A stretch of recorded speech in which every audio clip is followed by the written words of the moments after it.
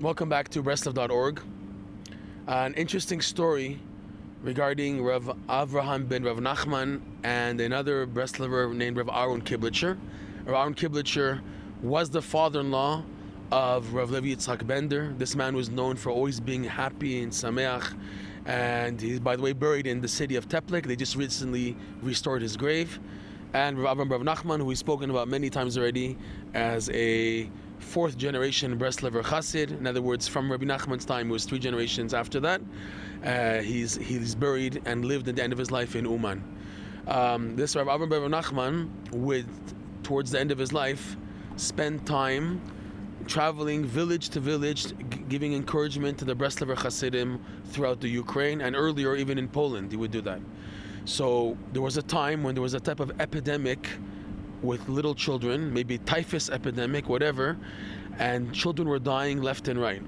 And there was a time that Rav Aharon Kiblitcher's daughter, who eventually became the wife of Rav Levi Yitzchak Bender, she was sick with this epidemic, and they took the daughter to doctors, and the doctors said it's just a matter of days because it's taken over her whole body and she's totally weakened. So they brought her back home, not knowing what to do, just davening.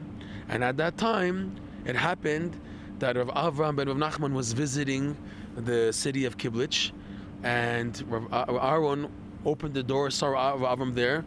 With joy and simcha, he brought him into the house.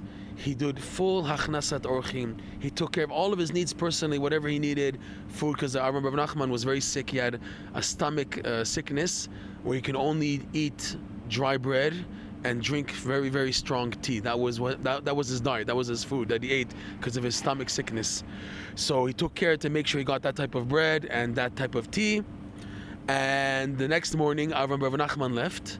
And after he left, they saw that the daughter was totally healed. She got back on her feet, and they noticed the change started the night before when Avraham ben Rav Nachman came to the house, just to show an illustration of the power of Hachnasat Orchim, of letting in guests when it comes to very special guests like that.